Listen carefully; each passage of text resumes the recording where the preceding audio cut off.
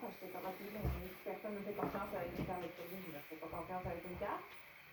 Puis finalement, j'ai fini par avoir ma carte. Puis là, quand j'avais mes payes, je mettais mes payes, mettons que j'avais le montant dans mon compte de mon loyer, je mangeais pas tant que j'avais pas plus. Fait que tant que je gardais mon argent du loyer jusqu'à ce que je le paye. Puis si j'avais un 24, ben là j'avais un 24 pour manger, sinon je mangeais pas. Parce que je voulais pas toucher à ça. Ma carte de crédit n'a jamais été en haut de zéro. À tous les jours, je rembourse ma carte de crédit depuis que j'ai 19 ans. Genre, je vais voir, même s'il y a 3 piastres à rembourser, j'en rembourse plus. Je suis vraiment comme, j'ai super peur de ça. Puis là, plus que le temps avance, plus que les montants augmentent, et plus que j'ai un genre de vertige de ne pas savoir comment gérer ce montant-là. Qu'est-ce que je peux me permettre, qu'est-ce que je peux pas me permettre, parce que si à un moment donné, mettons que tu fais 300$ dans un mois, si tu le sais, mettons, c'est plus clair que comme tu peux t'acheter un lunch là, mais tu sais, le reste de la semaine, tu es peut-être mieux de te faire à manger à la maison, tu sais. Mais là, après un certain montant, c'est comme, je peux vraiment me permettre un petit d'affaires de même, tu sais, une veste à 5000$ ou si, tu sais, bon, là, j'exagère, tu sais, mais comme, c'est ça, mettons, un petit bateau à 5000$. un petit bateau. Ouais, on fait une chaloupe à 5000$. Une embarcation, non, mais, ouais, en tout cas, on comprend ce que je veux dire, mais c'est que un petit vertige de comme, je sais pas comment, tu sais, je fais la même chose que j'ai toujours fait, c'est-à-dire à chaque fois que j'ai une paye, je mets 40% de côté, même qu'à un certain point, je mettais 50%, mais mon comptable m'a dit c'est trop, tu n'as pas besoin de faire ça, parce que tu sais, j'ai un compte dans lequel où je mets tout mon argent pour mes impôts, puis à la fin de l'année, je paye mes impôts, puis j'ai encore cet argent-là, tu sais, fait qu'elle me sert comme à rien, puis elle va juste traîner là. Bref. Fait que tout ça pour dire que c'est pas, vu que, tu sais, ici, on est des travailleurs autonomes, fait que notre argent, ça fluctue vraiment, tu sais, fait que, il y a tout le temps le stress de, hey, justement, j'aimerais quoi, je m'achète un, tu sais, je me suis acheté on s'achète un chalet, tu sais, mais peut-être que l'année d'après, tu sais, en même temps, tu peux pas tout le temps avoir peur, parce que ma mère, elle est dans la peur, là, elle dit, peut-être l'année prochaine, t'en auras plus, je suis comme, ben oui, mais on en aura pas, tu sais, en janvier, je peux pas non plus, fait qu'on je suis comme moi, je suis un peu comme dans le même optique que lui, on ne sait pas trop qu'est-ce que. Ben là, on met à son compte, travailleur autonome, entrepreneur, peu importe, il faut être capable de vivre avec cette incertitude-là des revenus, qu'on ne sait pas ça va être quoi l'année prochaine. On ne sait pas, on ne sait jamais, je suis dans la même situation que vous, j'en ai aucune idée. Sauf que ce que je suis capable de me dire, par exemple, c'est que j'ai confiance en moi que si ça ne fonctionne pas l'année prochaine, j'ai plus de revenus, j'ai assez d'intelligence pour trouver un plan B, donc virer de bord, trouver un autre emploi, trouver une autre idée, trouver peu importe. Parce que moi, c'est ça qui me rassure, c'est vrai que je ne sais pas si mon entreprise va démarrer l'année prochaine. Sauf que je sais que j'ai assez confiance en moi pour, au pire, de trouver les choses. Puis vous autres aussi, là, vous êtes des femmes intelligentes, vous allez toujours avoir des solutions, des plans B, d'autres idées. Est-ce que tu as déjà rencontrer des gens qui, justement, un peu le même parcours que nous, là, justement, pas beaucoup de sous, avec des sous, puis qu'après ça, ben, ça crash, puis que là, ils sont revenus à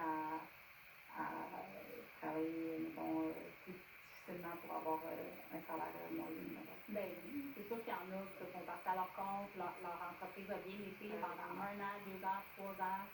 À un moment donné, le contexte économique change, la clientèle change, puis là, ben, ça ne fonctionne plus. Même les entrepreneurs en question, peu importe, lui aussi change, il peut être dans une période que c'est difficile de mettre en place des actions pour continuer dans son entreprise, puis regarde, ça ne fonctionne plus. Il faut qu'ils retournent sur le marché du travail, peu importe, il y en a plein de salariés, mais ils sont capables de se rebâtir. Est-ce que tu aurais tendance à dire que quelqu'un qui a toujours fait de l'argent a plus de chances de rester riche que quelqu'un, mettons, qui est parti de zéro, qui a monté, que c'est plus dur à conserver, mettons, comme si le beau fixe pour quelqu'un qui a stacké pas d'argent, ce serait un petit peu plus bas. Ben, je comprends tout moi, je comprends 100%. Ben, je pense qu'une partie, probablement, oui. C'est parce que quand c'est en toi, quand c'est facile de faire de l'argent, moi, je vois toutes les opportunités, je saisis les opportunités, je fais des actions, j'avance avec ça. C'est sûr que quand c'est en toi, c'est plus facile parce que tu tu vois les opportunités et tu les saisis. Versus si la moitié de ta vie, tu étais peut-être dans le mindset plus justement, ben, c'est difficile de faire de l'argent, puis qu'après ça, tu te mets à changer ça, c'est faisable, ça se fait, mais peut-être que ça ne sera pas nécessairement une zone naturelle, tu sais. Peut-être qu'il va falloir justement que tu reviennes tout le temps à ton mindset de OK, ben go, je suis capable, puis je peux avoir plus, puis tu sais, il va peut-être falloir toujours un petit peu se ramener à ça, tu sais, ce nouveau mindset-là qu'on veut avoir, là. Oui. J'avais vu comme quelque part que si tu veux avoir l'argent, la première étape, c'est d'arrêter de juger le monde qui en ont, parce que naturellement, si tu juges des gens qui ont de l'argent, tu n'auras pas envie d'être comme eux, fait que tu te retiens d'en faire. C'est sûr. En tout cas, c'est sûr. Si pour toi, les personnes qui font de l'argent, c'est des tout croches, ils ont fait quelque chose de pas bien, c'est sûr, tu veux pas être cette personne-là, fait que c'est sûr que tu vas t'empêcher de faire de l'argent, là. Fait qu'il faut vraiment changer ta mentalité vis-à-vis des gens qui font de l'argent, tu sais. C'est pour regarder, c'est trouver des exemples de personnes inspirantes qui font de l'argent, mais qu'on trouve que c'est des bonnes personnes, s'inspirer de ces personnes-là. Mais il y a aussi une partie qui, mettons, tu sais, moi et mon chum, notre philosophie, c'est de travailler moins fort, mais travailler moins fort que intelligemment. Oui. En tout cas, bref. Fait que c'est ça, c'est d'avoir une meilleure qualité de vie. Fait que c'est de pouvoir, parce que tu sais, travailler pour l'argent, à un moment donné, c'est que tu passes à côté de ta vie. Ouais. Moi, j'avais fait une bonne partie de ma jeunesse, c'est à partir de quand j'avais 18 ans, j'ai fait des démos à domicile à chaque fin de semaine, tous les vendredis, tous les samedis, tous les dimanches seulement. J'étais en démo, fait que j'ai raté toutes les fêtes de mes amis, j'ai raté toutes les occasions parce que la semaine que je faisais, la semaine je travaillais, j'étais gérante chez Eros. Fait que je travaillais tout le temps, tout le temps. J'étais vraiment dans un mode, tu sais, ma mission, là, justement, là, c'est de faire des sous, là. Mais c'est parce qu'à un moment donné, c'est comme un genre de petit vicieux que là, plus t'en fais, plus t'en veux, puis là, à un moment donné, c'est que tu oublies de vivre. Moi, c'est cette affaire-là que j'ai embarqué dans ce roue-là, puis que je veux plus aller. Fait qu'aujourd'hui, oui, j'ai comme je me retiens quand même. J'ai quand même une retenue par rapport à l'argent. Moi, je trouve qu'en ce moment, j'en fais beaucoup, assez, beaucoup. Je trouve que pour une personne qui aime de l'argent, et je travaille comme j'ai une vie, j'ai plus rien, là. Je ne vais jamais m'empêcher d'aller à une fête à un ami, une fête à quelqu'un de ma famille, parce que je veux travailler, c'est ça ma nouvelle mission. Fait que c'est ça qui me stresse un peu de vouloir changer mon mindset. On dirait que j'ai comme peur de retourner dans cette roue-là, que beaucoup de gens embarquent. Il y a beaucoup de gens qui tombent dans l'argent, puis qu'à un moment donné, ils se perdent là-dedans. Comment on fait? Comment tu fais pour lui donner, parce que c'est bien beau faire de l'argent, mais si tu oublies de vivre, ben c'est ça, comment on peut trouver l'équilibre là-dedans?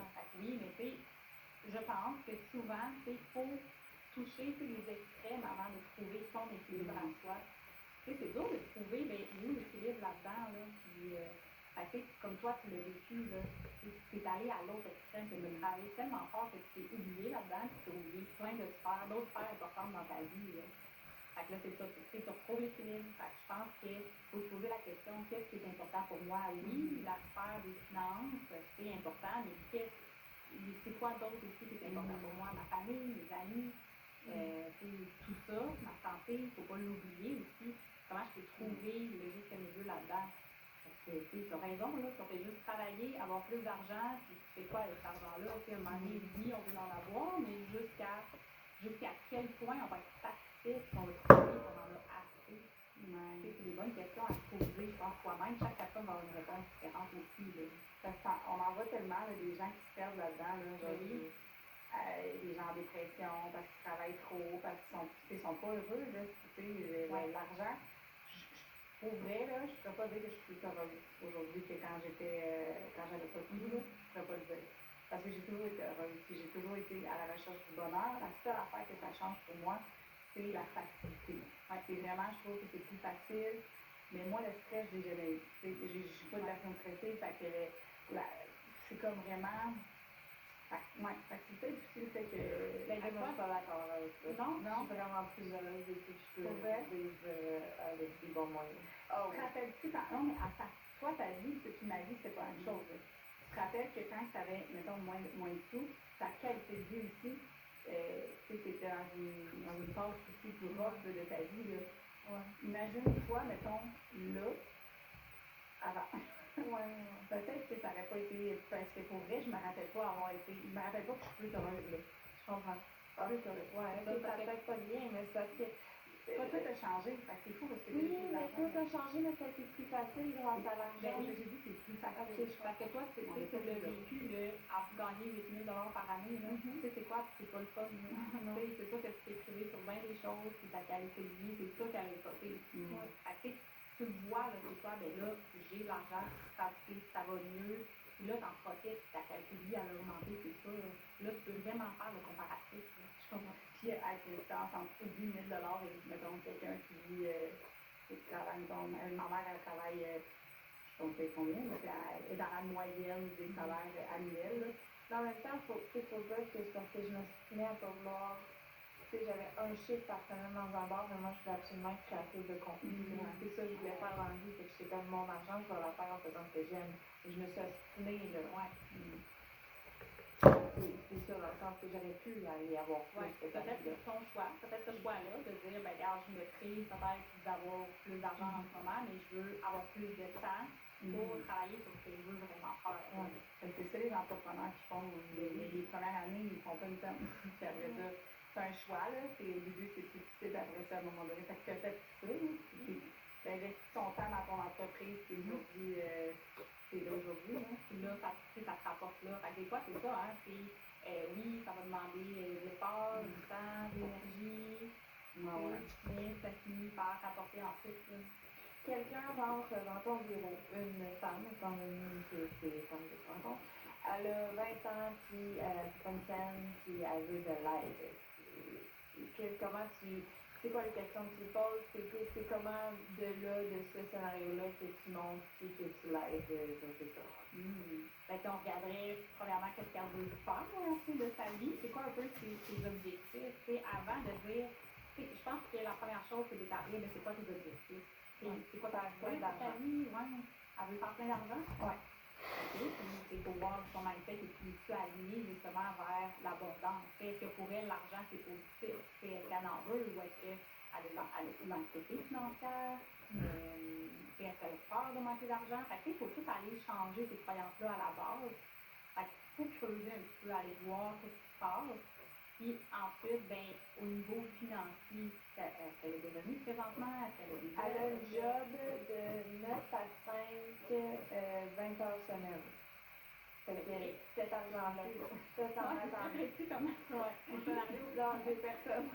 J'essaie de faire une genre de moyenne de la fille de 20 ans en ce moment potentielle.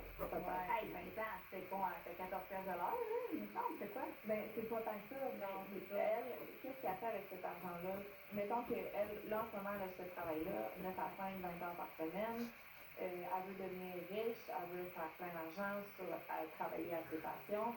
Qu'est-ce qu'elle fait avec l'argent qu'elle a présentement? Mettons une étape qu'elle peut faire maintenant avec sa carte de crédit, avec l'argent qu'elle reçoit dans son compte. Des placements, c'est tout. Surtout éviter l'endettement. Souvent, à 20 ans, justement, on commence à on a des cartes de crédit, on part avec nos amis, on fait plein de choses, des activités, puis c'est facile de tomber dans l'endettement avec la carte de crédit. Fait que conseil numéro 1, ça serait évite de t'endetter avec ta carte de crédit. Va pas chez Simon.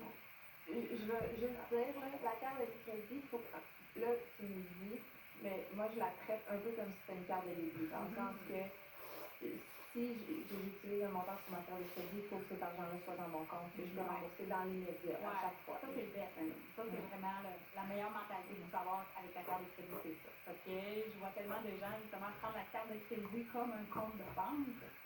C'est là le problème.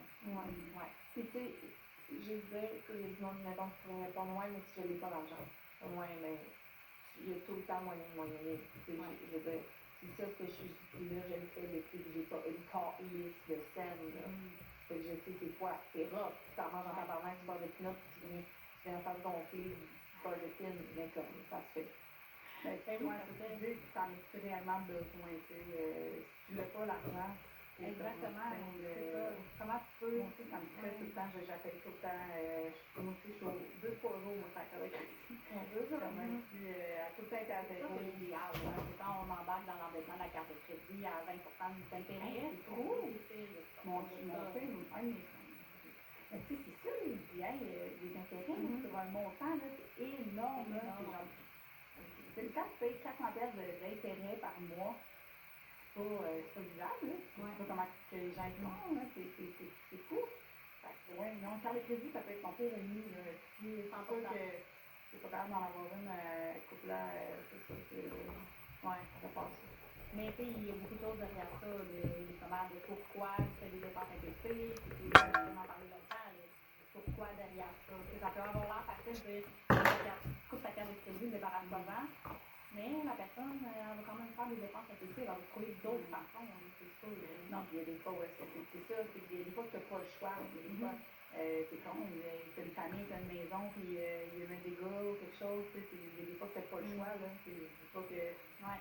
J'avoue que la situation que je connais, je suis une fille de 19 ans qui est seule, puis que j'avais pas une famille, puis une maison. Exact. Chaque situation est différente et unique, fait qu'on ne juge pas les situations. Puis, mais ouais, quel conseil tu donnes à faire avec ton argent? Ben là, c'est ça. Commencer, plus tôt on commence à épargner de l'argent, d'en mettre de côté, plus rapidement, ben, on va bâtir quelque chose, puis on va garder cette habitude-là. Je pense que plus on est jeune, à commencer à bâtir des habitudes financières saines, d'épargne, d'investissement, on va garder ces habitudes-là aussi vers 30 ans, 40 ans, 50 ans. Là. Je pense que ça serait ça, de commencer à bâtir une habitude, une constance à je vais mettre de l'argent de côté. Fait qu'à chaque fois que je reçois ma paye, avant d'aller la dépenser dans n'importe quoi, je vais en prendre une partie et je vais la mettre de côté.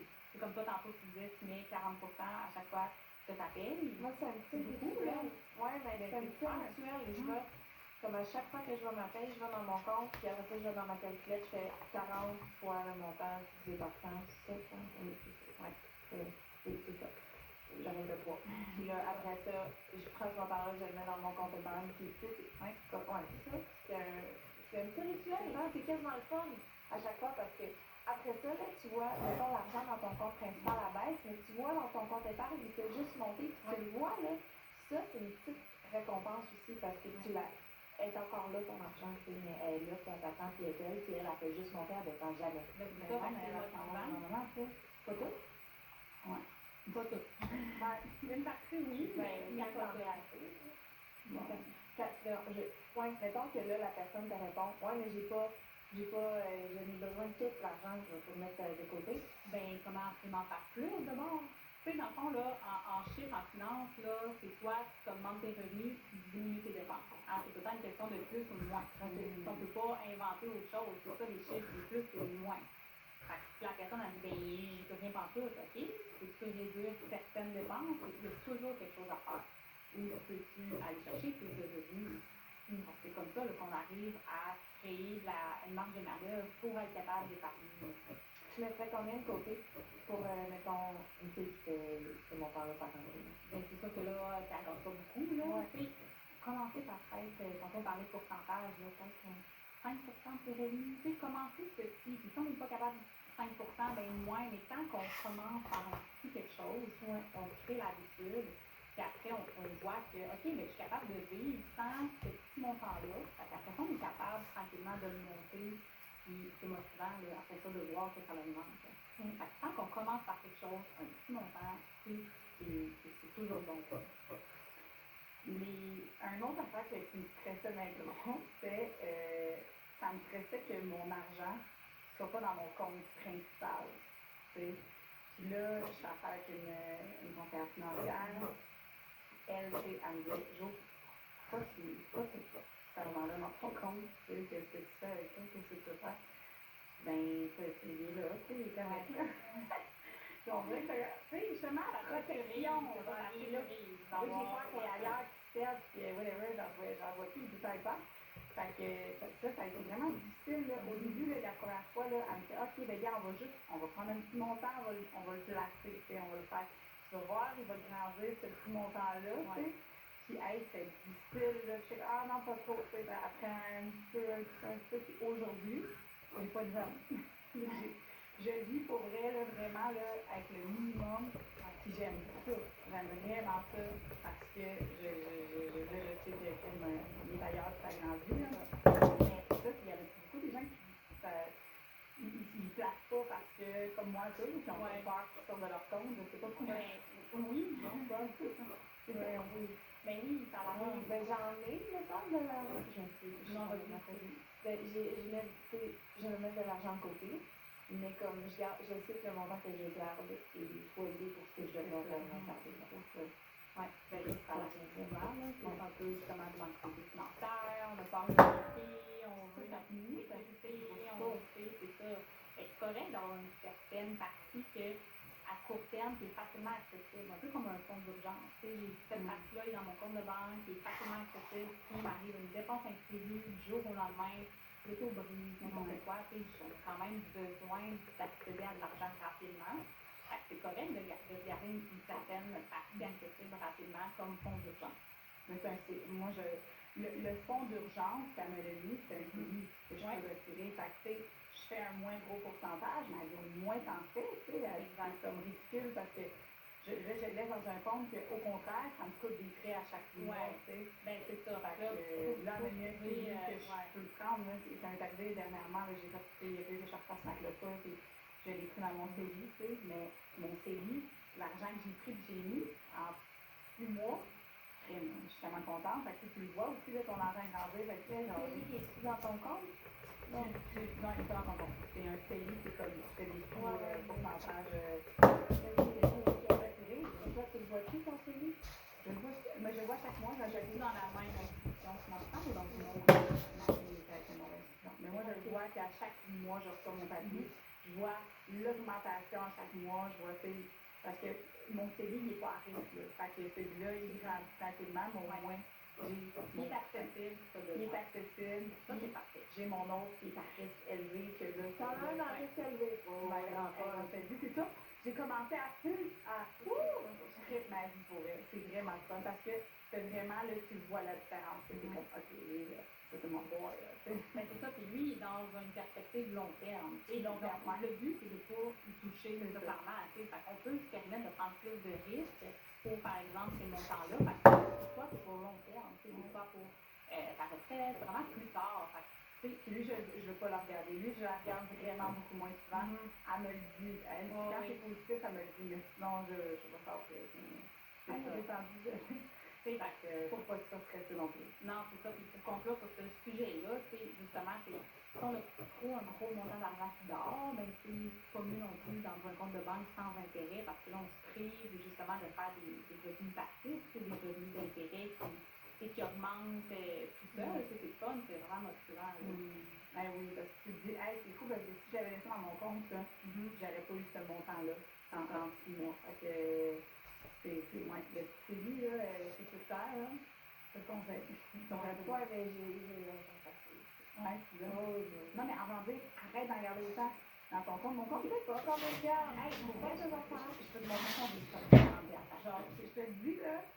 Mais moi, je prends ma crédit, puis après ça, je paye avec mon compte. Pour la gestion des commentaires, etc. Et pouvoir certainement répondre à de nombreuses questions. Moi, j'essaierai de jeter un coup d'œil de temps en temps au chat, évidemment, au cas où. Dans tous les cas, le programme, ça va être celui-ci. Je vais vous présenter brièvement.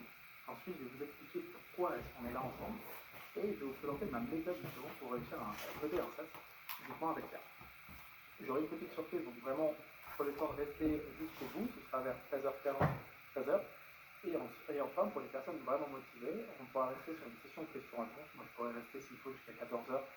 Je ne veux pas vous faire peur, je t'en pose déj, j'imagine. Mais voilà, les gens qui auront envie de me poser des questions sur tout ce que je vais raconter, évidemment, je serai ravi d'y répondre à la fin. Allez, c'est parti, je regarde juste si tout fonctionne de mon côté. Hop, nickel. Donc déjà, pour les personnes qui ne me connaissent pas, je m'appelle Neil et j'ai aujourd'hui 11 ans d'expérience en growth et marketing, notamment auprès de startups. J'ai beaucoup bossé du côté de Station F à Paris pour les personnes qui connaissent l'endroit. Et j'ai notamment ensuite été directeur marketing, donc CMO, pour des SaaS B2B qui sont assez connus sur la scène française dans le milieu marketing, comme Phantom Buster et Gamis. J'ai aussi travaillé pendant 2 ans pour Google, justement à ce moment-là, où là j'animais pas mal de workshops, j'ai fait beaucoup de formations sur Google Ads, le SEO, etc. Ce sont des sujets que j'adore et sur lesquels je vais continuer de faire des choses. Et maintenant, on est là pour parler de l'IA et notamment de ChatGPT. Et depuis que c'est arrivé l'année dernière et que c'était un peu la vague, la folie, moi j'ai passé beaucoup d'heures dessus. Et c'est justement ce qui m'a permis d'aller débloquer des choses dont personne quasiment ne parle. Je vous demande une petite seconde que je règle un petit truc.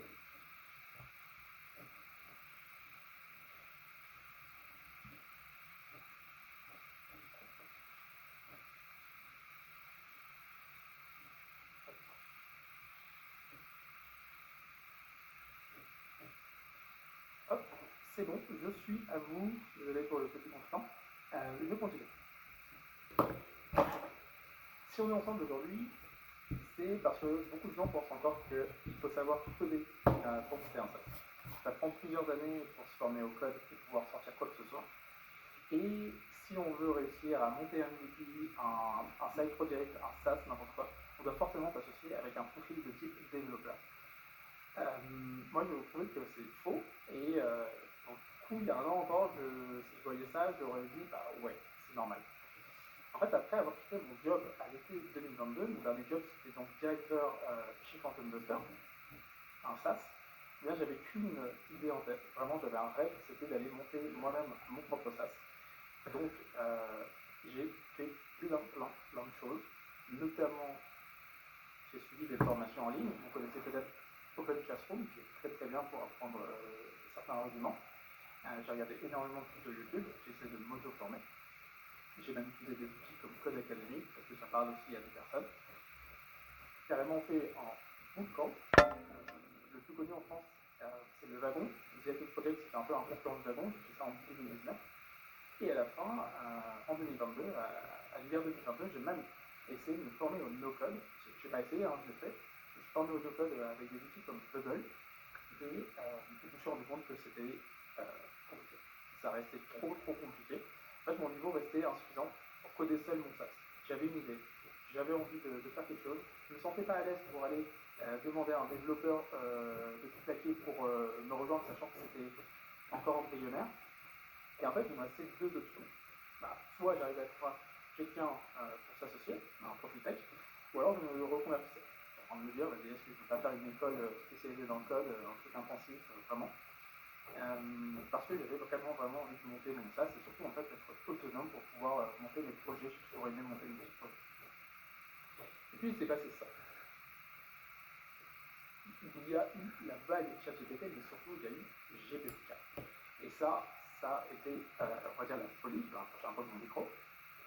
Parce que cette intelligence artificielle était vraiment au-dessus de tout. C'est toujours le cas, notamment avec 4 on va en reparler. Mais GPT-4, vraiment, c'était pour moi un bouleversement. En fait, tout a changé avec l'arrivée de GPT-4, c'était en 2023, printemps-été 2023. Et moi, ce que j'ai fait, je suis allé faire quelque chose dont personne ne parlait. C'est tout de suite, ok. J'ai envie de voir si ChatGPT, qui est une machine, est capable de coder. Et jusqu'où, en fait, elle est capable de coder. Donc, je vous spoil un peu, j'en ai beaucoup parlé dans mes communications précédentes. Au final, j'ai pu coder moi-même mon SaaS. Ça, c'est un screenshot de Magic Post, c'est l'interface actuelle, j'ai fait screenshot il n'y a pas longtemps, et c'est un outil complètement codé en code pur, en Python, pour ceux à qui ça parle un petit peu. J'ai utilisé ChatGPT pour tout faire, mais tout faire. Et moi, je lui ai donné des consignes. Et lui, il m'a dit quoi faire. En fait, au fur et à mesure, ce qui était dingue, c'est que je ne comprenais pas grand-chose au départ. Et puis, au fur et à mesure, je commençais à comprendre les imbrications. Et au bout de quelques semaines, j'ai pu sortir ce SaaS. Mais évidemment, ça, je vais vous en reparler, c'était un peu le côté teasing. Et juste pour terminer dessus, ce qui est assez dingue, c'est que, ok, j'ai sorti ce produit, comme si un tech et tout pouvait le faire, mais j'ai eu aussi des premiers clients. Parce que c'est complètement fonctionnel ce qu'on m'a proposé de faire ChatGPT. Et ça c'est un screenshot que j'ai pris là il y a 1 heure, juste avant la masterclass. C'est un screenshot de Stripe, je ne sais pas si des personnes reconnaissent l'interface de Stripe. J'ai pris ce screenshot, on voit que ça démarre le 1er août 2023. En réalité, j'ai lancé Magic Post le 27 juillet 2023, mais bref, c'est pareil. Et on voit la courbe jusqu'à aujourd'hui, jusqu'au 30 juin, depuis le dernier mois complet, on voit la courbe de MRR. Ça, c'est le MRR que ressort Stripe. Moi, j'estime que le MRR il est plus sur les 10-11K, mais voilà, c'est les chiffres de Stripe. On a plus de 630 clients via Stripe, mais en réalité, il y a aussi des clients un peu qui ont payé pas forcément via Stripe, donc on a plus de 700 en réalité. Et voilà ce qu'a rapporté le projet depuis le début. Donc c'est trop bien. Pour moi, c'est encore petit parce que c'est le début d'une startup, mais tout ça, je l'ai fait seul. Je suis solo coder et j'ai un vrai travail de marketing. Et c'est ça qui est assez fou. Et c'est ce pourquoi je partage cette méthode parce que c'est dingue maintenant ce qu'on peut faire. Par contre, on va pas se mentir, ça n'a pas été facile. J'ai passé beaucoup de temps sur ChatGPT. Vraiment, l'année 2023, il y avait pas grand chose en termes de CA de mon côté. C'était vraiment beaucoup d'exploration. J'ai débroussaillé, on va dire. Et j'ai passé des heures sur ChatGPT pour y arriver. Mais maintenant, on peut le dire, clairement, haut et fort. Parce que je vais vous expliquer pourquoi. Il y a d'autres personnes qui ont réussi à le faire comme je l'ai fait. Tout le monde est capable de coder son SaaS grâce à l'IA. Et notamment grâce à ChatGPT, mais on verra qu'il y a aujourd'hui d'autres alternatives à ChatGPT qui permettent de le faire très bien. Maintenant, je vais vous présenter ma méthode en 3 étapes. Par contre, avant de le faire, je vais jeter un petit œil au chat, histoire d'être sûr que je manque rien. Et je reviens vers vous. Ok. Je vois qu'il y a des petites questions, top. Si on est déjà en méthode, là. Nickel. Gardez aussi vos questions pour la fin. Je prendrai le temps d'y réfléchir, d'y répondre surtout. Et d'y réfléchir, évidemment. Ok, on continue. Avec toute cette expérience, j'ai essayé de réfléchir et de me dire, ok, est-ce que je peux déterminer une méthode en 3 étapes? J'ai été formateur pendant longtemps, je donne des cours régulièrement en école de commerce notamment. Et j'aime bien à chaque fois essayer de vulgariser ce que j'apprends.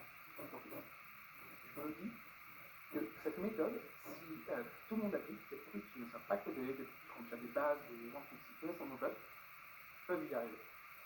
La première chose à faire, c'est transformer ChatGPT en assistant de développeur. Je vais vous montrer comment on fait ça. Tout part de la base qui est le prompting. Je pense que maintenant tout le monde est à l'aise avec cette notion de ce que c'est que de faire des prompts. La première chose à faire, avant même de prompter sur ChatGPT ou Claude ou Swift, c'est que tu utilises une version premium.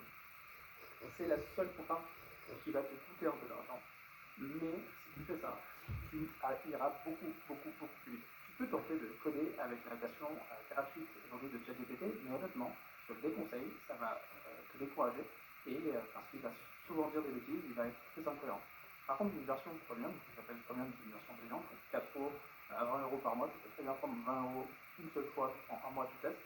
Ou même Claude, aujourd'hui, qui fait des prouesses en termes de méthode, sont des excellents langages IA qui permettent d'aller coder. Donc ça, c'est ma première astuce. C'est un conseil que je te donne. Le deuxième, quand tu vas commencer à apprendre, déjà, tu précises toujours. C'est sur Mac ou Windows. Ça, c'est un prérequis. Parce qu'il y a en fait 2 environnements qui se confondent d'une certaine manière, Mac et Windows. Il y a Linux pour... mais bon, si vous connaissez Linux, c'est que je pense pas que c'est besoin de petites astuces que je vous donne. Et voilà, c'est Mac ou Windows. Ça, il faut bien le préciser. Hop. Pense toujours à rappeler ton niveau, surtout au début, quand tu ne sais pas trop dans quoi tu parles. Quand tu commences à coder, je vais donner d'autres astuces évidemment, mais voilà, pense toujours à rappeler ton niveau, vu que c'est des temps. Avance par étapes, c'est super important. Si jamais, je te donne un exemple. Moi, quand j'ai commencé à coder, je me suis dit, tiens, est-ce qu'il est capable de faire ça? Est-ce qu'il est capable d'aller, si je lui donne une URL d'un article, est-ce qu'il est capable de faire un résumé? Je code un truc, je ne savais même pas comment je le faire, un SaaS, une app. Je lui dis, bah là, j'aimerais coder un logiciel. Si je donne une URL, eh bien, ça me génère un résumé de l'article que je t'ai donné.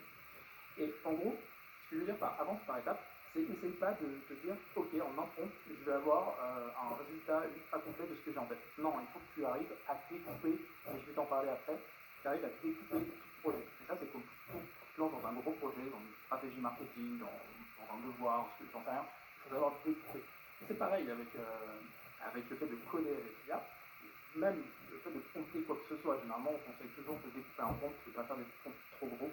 Donc moi, je te le conseille. Et une dernière astuce de pro, là tout de suite on rentre dans du concret, mais là c'est vraiment pour vous donner des raccourcis, c'est de demander à coder, quand vous codez quelque chose, demander à coder en Python. Si le code, ça vous parle de loin ou de près, le Python doit, vous avez déjà entendu parler, mais en fait il faut savoir que ChatGPT, et même toutes les IA, Typeflow, ChatGPT, etc., sont très très forts pour sortir du code Python. Et en fait, Python, c'est un excellent langage.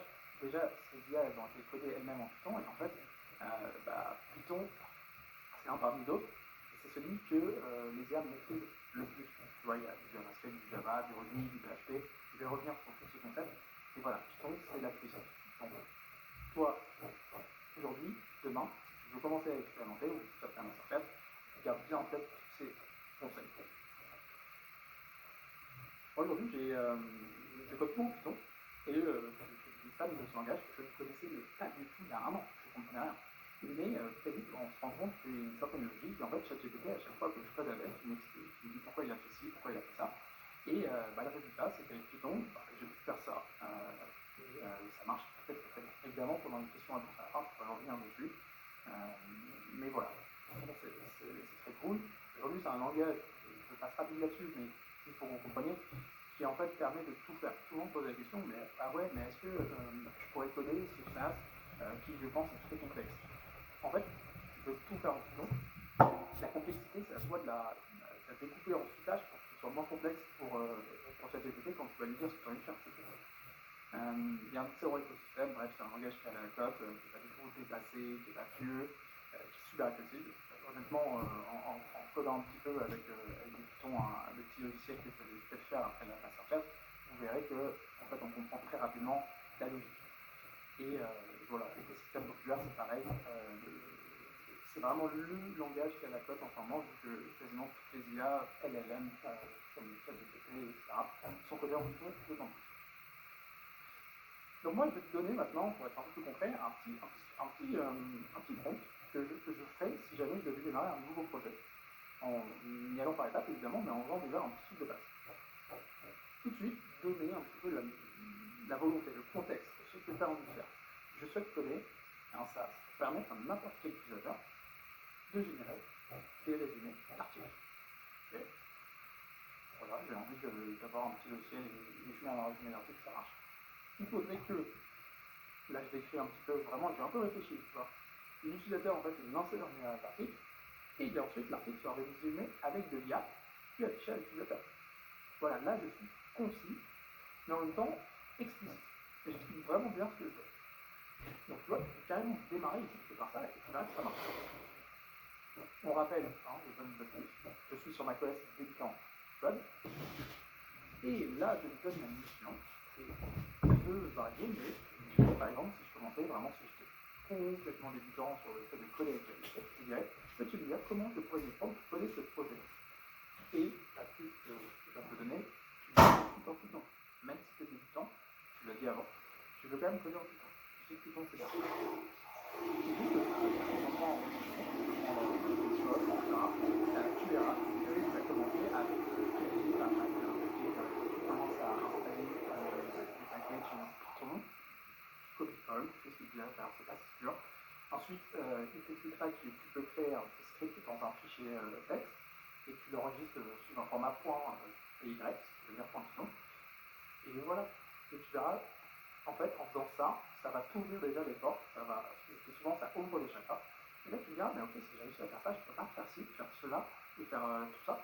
Et c'est clairement comme ça que moi je suis allé crescendo jusqu'à coder.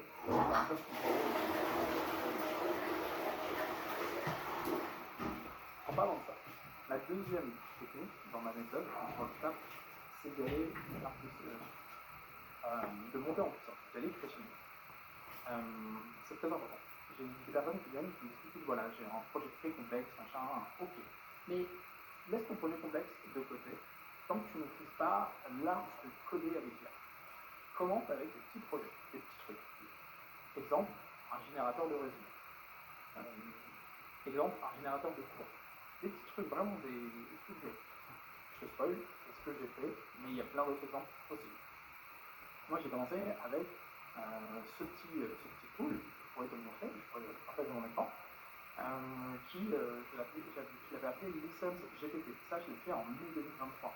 Il suffisait d'entrer un sujet, un langage. J'avais connecté un outil de méthode qui s'appelle Make, parce que j'étais très à l'aise sur Make, mais en Python, j'avais encore un peu peur. Donc, j'avais fait du Python connecté à du no-code avec du Make. Ça, j'en parle plus tard. Et ça peut... Vraiment, j'avais codé ça, je crois, en 2 heures. J'étais comme un petit fou. J'avais envoyé à tous mes potes en mode hey, tu fais un cours direct par email, utilise mon outil. J'avais commencé à imaginer de le monétiser. Bon, je ne crois pas que c'était le projet le plus viable et le plus stylé au monde, mais rien que faire ça, bah, clairement, ça ouvert mes chakras. Un mois après, spoiler, je vais en parler, j'ai sorti Article Summarizer. Et là, tu avais juste à entrer une URL. Tu choisissais la langue dans laquelle tu voulais ton résumé et le type de résumé, bullet point, synthèse, et tu avais ton résumé d'article. Pourquoi je dis ça? Parce que sur ChatGPT, pendant longtemps, on ne pouvait pas soumettre l'URL, et encore aujourd'hui, quand on soumet, c'est pas lui qui va te faire un résumé d'article. Et je me suis dit, ah bah voilà, un petit contournement comment dire, une surcouche à l'IA actuelle, bah, t'offre une solution que tu peux pas faire avec ChatGPT, tu vois. Et j'ai fait pareil avec les PDF. Bon, maintenant, les PDF, c'est vraiment un truc, tu peux soumettre tes PDF et ça marche super bien sur ChatGPT. Mais voilà, j'avais fait ça. Et d'un petit design, j'avais commencé à m'amuser. Et franchement, Article Summarizer, mon PDF, franchement, je les ai fait en 4 heures chacun. Parce que je commençais à vraiment avoir la méthode. Et une fois que j'étais suffisamment à l'aise, donc tu vois, fin juillet, j'ai sorti la V1, depuis août, mais c'est fin juillet, en réalité, j'ai sorti la V1 de Maxipost, donc ça ressemblait à ça, c'était très minimaliste, c'était très basique, mais juste avec ça, les 10 premiers jours, j'ai eu 15 clients, et ça c'était le début d'une belle aventure où je me suis dit, ok, il y a peut-être quelque chose à creuser, je fais un peu de mon projet, que je peux monétiser, et puis j'y perds dessus. Voilà. J'y perds dessus, et maintenant, c'est quoi, août 2023, et maintenant en mai 2024, tu vois, le projet il a quand même bien évolué, il est beaucoup plus complet, beaucoup plus de fonctionnalités, il a 15 clients, il a 1700, et ça continue d'évoluer, il y a encore plein de trucs à faire, et je code tous les jours avec ChatGPT. Il y a Yasmina qui est dans le chat, qui travaille avec moi, on est dans le même bureau, et ben, elle va pouvoir vous confirmer qu'elle me voiture coder, de parler à ChatGPT en même temps, et de coder, c'est assez drôle. Donc voilà, comment on fait. Moi, je m'étais dit que je vous fais une petite démo de ce petit outil. Hop, je vais passer comme ça. Une petite démo de ce petit outil. Je lis rapidement le chat avant de continuer. Gardez bien vos questions, j'envoie des sympas, des trucs, de comment t'as fait pour acquérir tes clients et tout. Franchement, c'est des questions qu'on me pose très souvent. Je serais ravi de répondre, mais gardez-les pour la fin. Là, je vous montre très brièvement les projets. Dites-moi, attends, je vérifie si ça marche bien. Ouais, on voit nickel. Ça, donc c'est Lessons GPT, je vais montrer un petit screenshot, je vais zoomer un peu. Et je l'ai testé avant de la mettre en place pour vérifier qu'il marchait toujours, parce que j'ai laissé un peu vraiment il est un peu en train de moisir dans les tiroirs, mais voilà, on peut rentrer un sujet, ça c'est des choses que j'avais testé, le SEO, même faire pousser des salades, j'en sais rien. Je vais mettre le sujet, je vais mettre en français, et je vais demander un coup de course, et je vais mettre mon email, hop, et hop, je crois qu'il faut que je le rafraîchisse, je crois que ça marche. Non, attendez, je le refais, mon email, et voilà, il a la petite notif comme quoi ça a bien marché, et je check les emails en live, hop, je regarde si ça marche, hop, et j'ai un truc qui tourne pas bien, mais c'est pas grave, et je vous montre maintenant je vais vous montrer comment ça tourne derrière. Derrière il y a du make, voilà, en gros il récupère l'info que je vais envoyer dans le formulaire grâce à mon code Python, il va les synthétiser avec ChatGPT, et il envoie l'info ici. Donc, hop, juste que je modifie, Je vais juste la supprimer pour que ça marche bien.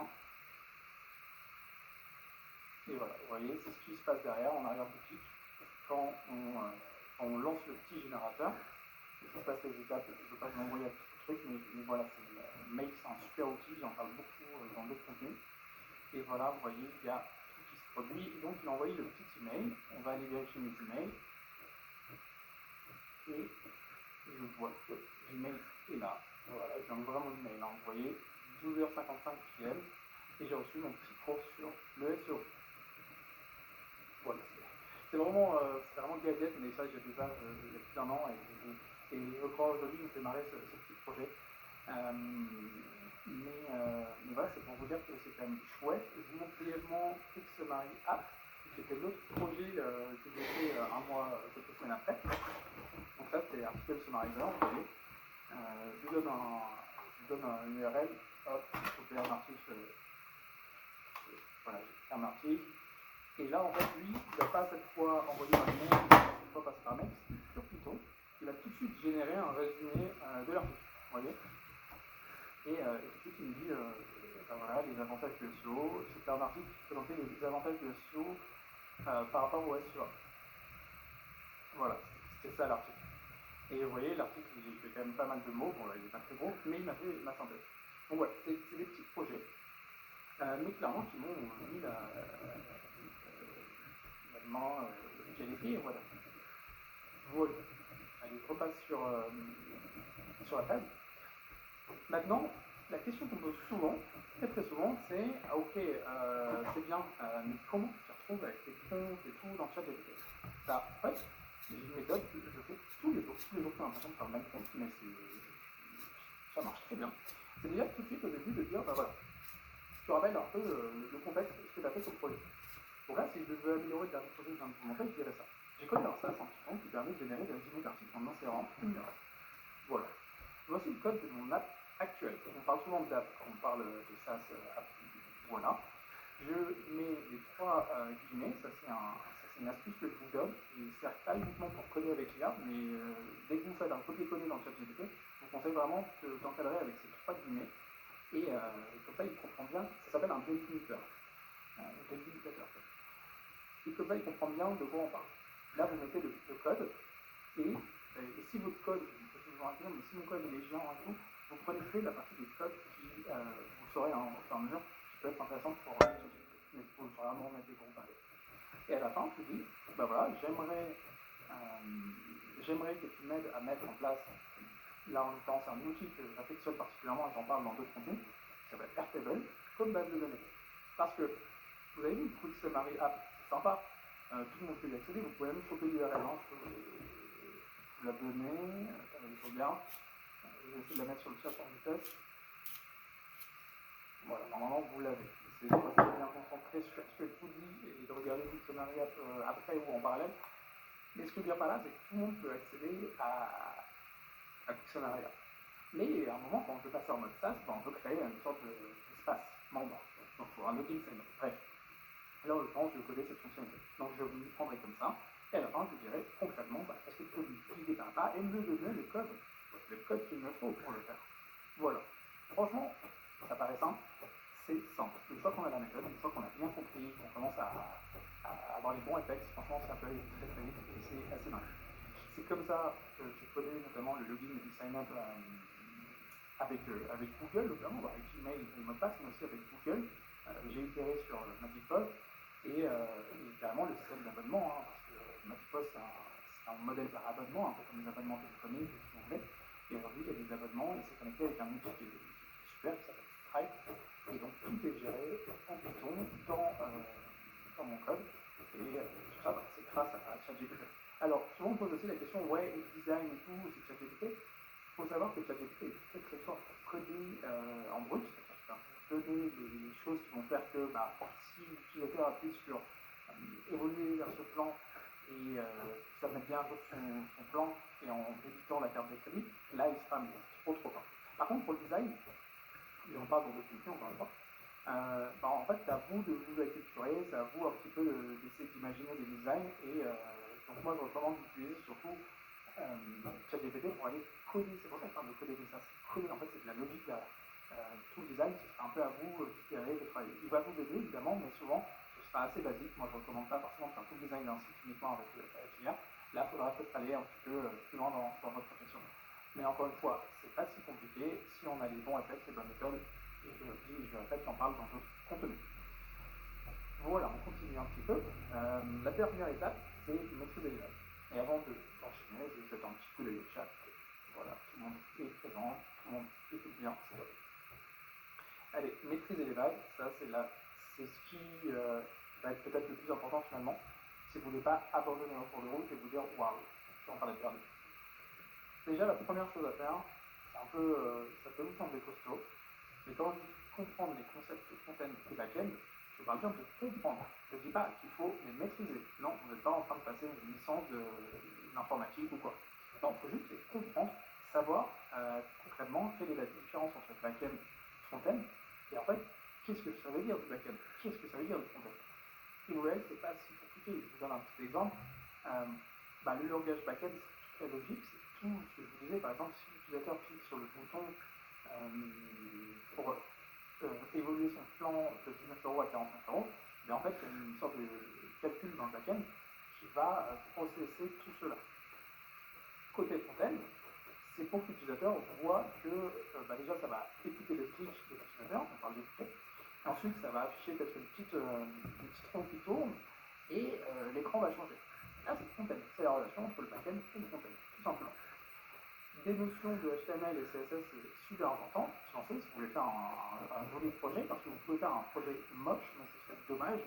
Et donc, honnêtement, acquérir des notions de HTML et CSS sont extrêmement complémentaires à Python. Quand vous allez coder en Python, en fait, vous allez avoir des pages qui font du HTML et CSS. Ce sont deux langages extrêmement accessibles. Si vous êtes complètement débutant en code, vous dites waouh, on est en train de me perdre, HTML, CSS, Python. Non, ça s'arrête là. HTML, CSS, ce sont des langages que vous allez apprendre sur le tas et vous allez très très vite comprendre. C'est vraiment le HTML, on le voit à gauche, c'est juste le texte quasiment, avec la façon dont on va structurer le contenu. Et à droite, c'est la mise en forme. Le fond, la forme. Le fond, la forme. Voilà, c'est ça HTML, CSS. Donc ça, ce sont des petites notions à acquérir, vous pouvez acquérir vraiment très très rapidement.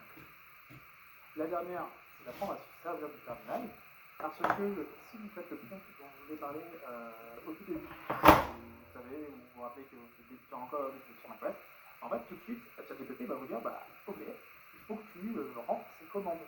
Et là, vous pouvez vous dire, de quoi il parle? Et bien en fait, il faut juste apprendre à se servir de ce qu'on appelle le terminal. Sur Mac, ça s'appelle le terminal, sur Windows, c'est plutôt PowerShell, il y a plusieurs possibilités, mais c'est PowerShell. Et en fait, c'est simplement se servir de son ordinateur sans la souris.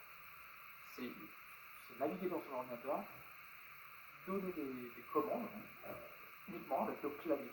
C'était un peu l'ancêtre de l'informatique. Avant, il n'y avait pas de souris, je crois que c'est Mac, c'est Apple qui avait inventé la souris. Et avant, tout le monde utilisait ce qu'on appelait un terminal. Et ça existe encore le terminal.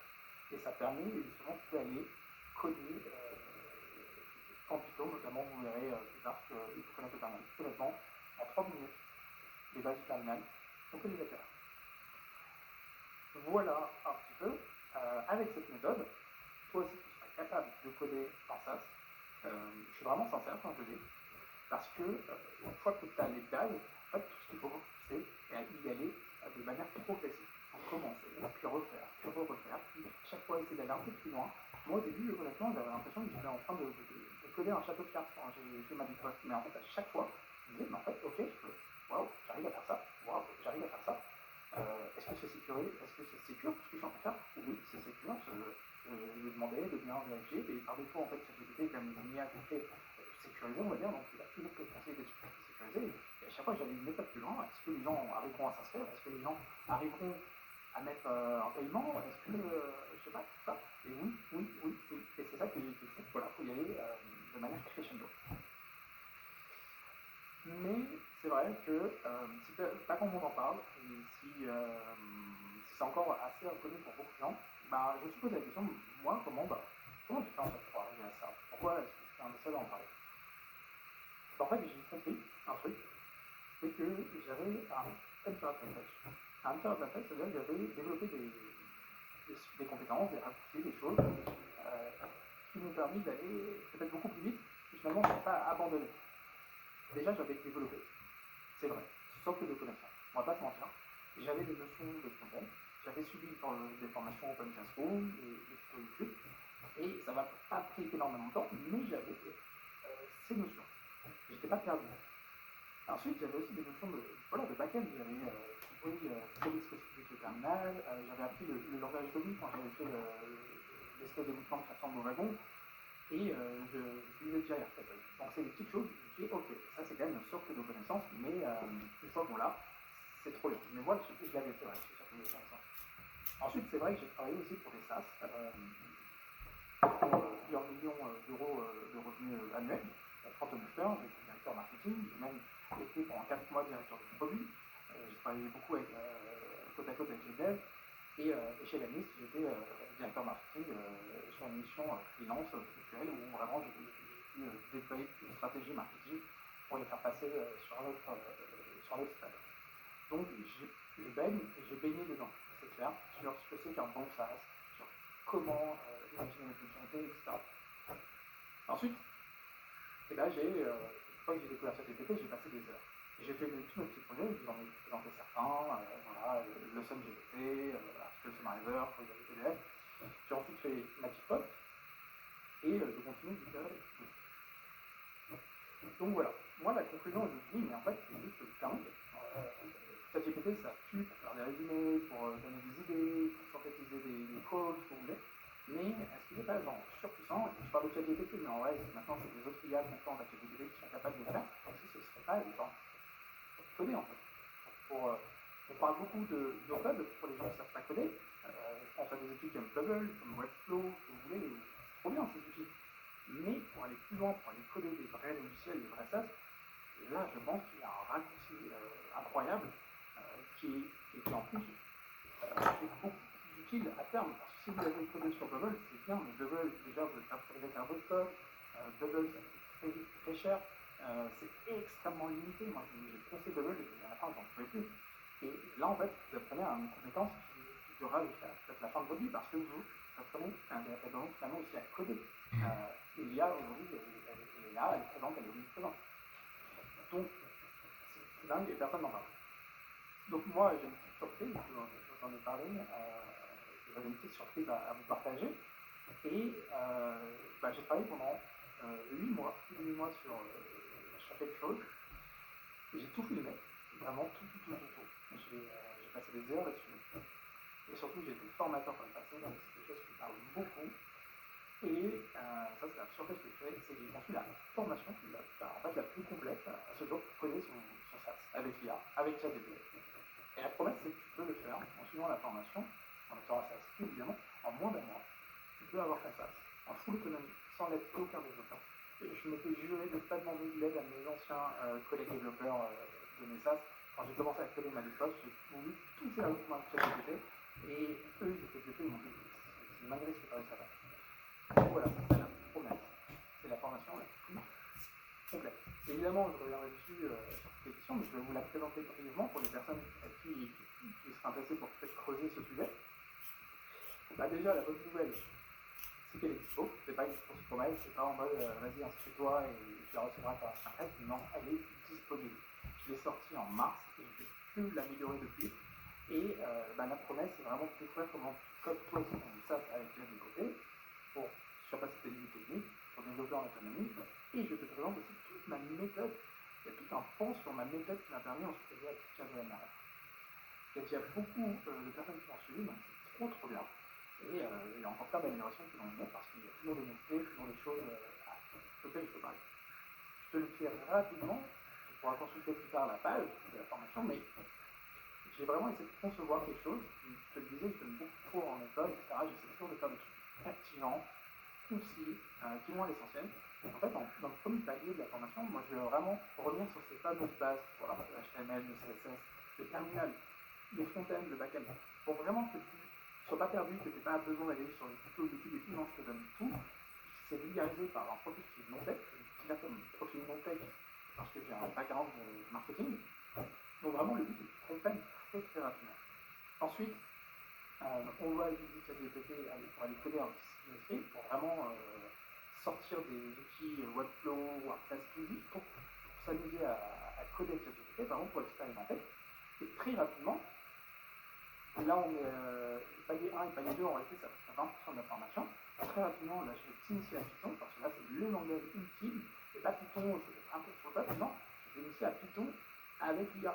C'est-à-dire qu'on va demander à ChatGPT d'aller créer ce qu'on appelle des scripts pour aller scraper la page Wikipédia de Barack Obama, des trucs hyper concrets, et très vite tu vas dire, ah ouais, mais c'est dingue ce qu'on peut faire. Et une fois que tu sais faire ça, tu seras en capacité d'aller sur le dernier palier. Puis là, c'est vraiment 70% de la formation, le dernier palier, c'est d'aller développer le SaaS de A à Z.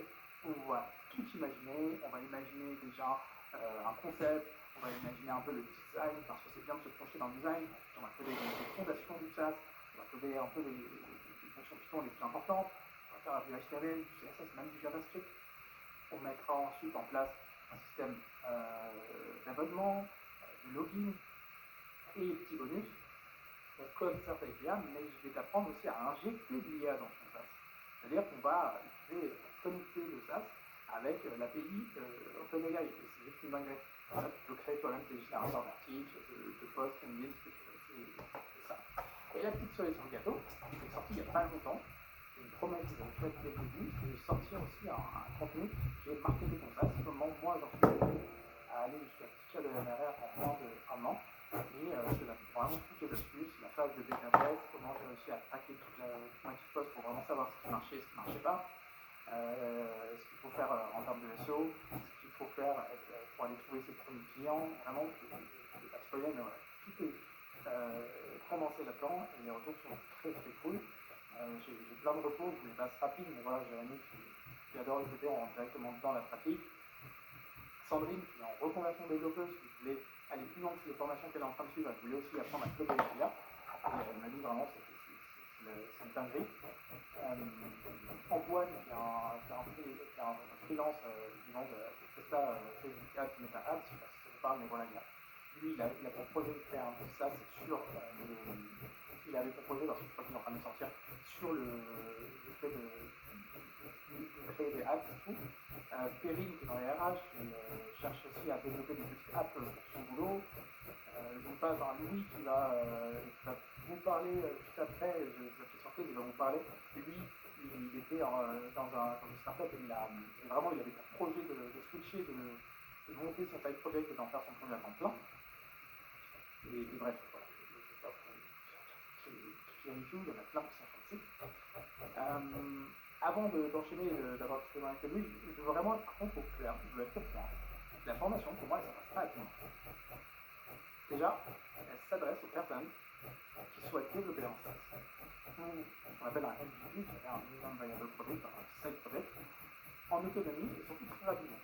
Je donne la promesse en moins d'un mois, clairement, en moins d'un mois, tu peux sortir une version. Il ne faut pas s'attendre à la version ultime, non, toujours y aller par étapes, mais tu peux sortir pour un MVP, ton début de SaaS, en moins d'un mois, clairement, sans mettre aucun développeur.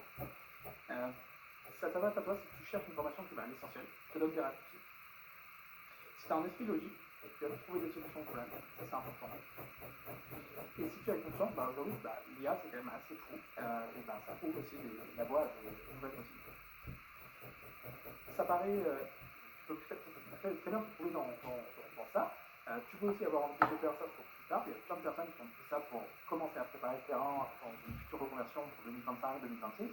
C'est clairement pas forcément pour maintenant, mais en tout cas pour les gens qui croient en cette possibilité avec l'IA. Et par contre, ça ne s'adresse pas aux personnes qui s'attendent à un cours complet sur le code, avec toutes ses composantes.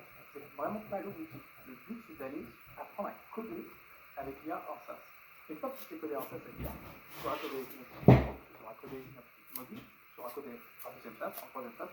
Aujourd'hui, j'ai codé un autre SaaS en parallèle, je ne market pas encore, mais grâce à ce que j'ai fait avec Magic maintenant, je suis en capacité de faire plusieurs SaaS. Ça ne s'adresse pas à toi également si tu penses que l'IA va te faire ta tâche. Ce sera tout le boulot, il faudra charbonner clairement, il faudra itérer, il faudra creuser un petit peu des fois, il faudra creuser, il y a le design, il n'est pas très fort, mais il faudra un petit peu mettre en place certains efforts. Je t'en parle dans toute la formation, il te donne justement toutes les astuces, comment tu peux y arriver. Évidemment, si le code aujourd'hui, ça te donne à nauser, vaut mieux éviter parce qu'on n'est pas sur un outil no code, on va voir du code et il y a du code avec l'IA. dernière chose, ça c'est important. Si j'ai pas vendre de fausses promesses, je suis pas un vendeur de tapis. Si tu attends à gagner quelques l'honneur quelques semaines après la formation, à moins que ce soit exceptionnel, tu peux y arriver peut-être, mais clairement ce ne serait pas une promesse que je te fais, parce que c'est du travail, c'est du boulot déjà pour sortir ton produit, il faut que ton produit trouve son marché, il y a des étapes. Une fois que tu as trouvé ton marché, il faut commencer à l'améliorer, puis à mettre en place des efforts marketing dans une première phase qui vont permettre ensuite de collecter des retours, puis encore l'améliorer, faire une deuxième phase marketing qui est un peu plus costaud. Et c'est évidemment cette méthode que tu fais dans la formation, mais voilà, c'est pas en 1 semaine que tu vas collecter ces features. Par contre, en amont, clairement, en 6 mois, si tu as c'est un truc de dingue.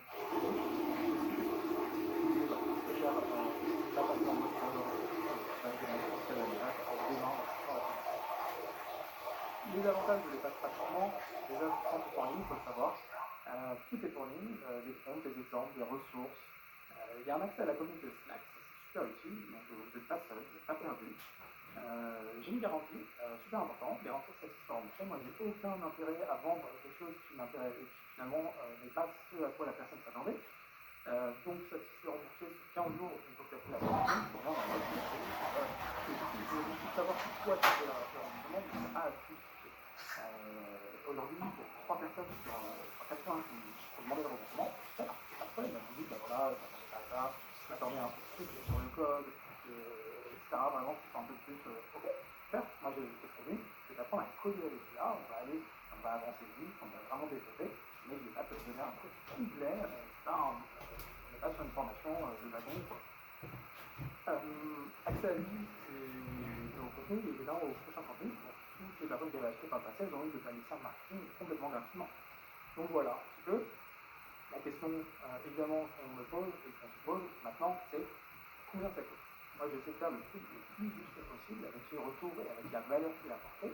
Pour info, on est sur 10 à 12 heures de formation si tu mets en vitesse x1. Ok.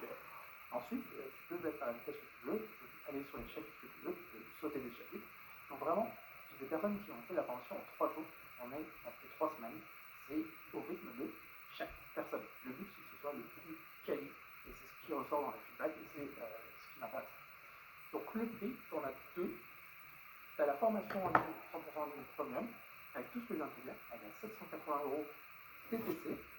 Et si tu as envie, besoin d'accompagnement, sans que tu as un projet très concret et tout de suite, tu es en train de réfléchir à mettre peut-être 5 000, 10 000 € dans des budgets développeurs, etc. Mais tu te dis, waouh, ok, je peux peut-être le faire solo. Et là, tu as l'offre à 1490. Et avec ça, moi, je vais t'accompagner sur toutes les étapes. Tu peux le prendre quand tu veux, ton coaching, ça peut être dans 3 mois, dans 2 semaines, dans 6 mois. Vraiment, le but, c'est que tu t'accompagnes sur le développement de ton SaaS. Le paiement en 3 fois sans frais est disponible. Et Yasmina pourra vous donner la page. Et avant de continuer pour ma question, je voulais proposer un petit témoignage très rapide de Louis qui a fait la formation en mars et qui peut vous en parler. On n'a pas préparé du coup le code, il avait déjà témoigné de d'autres masterclass, mais voilà, je vais passer la main à Louis. Hop, Louis, bienvenue. Salut à tous. Tu m'entends bien, ça fonctionne bien? Ok, super. Oui.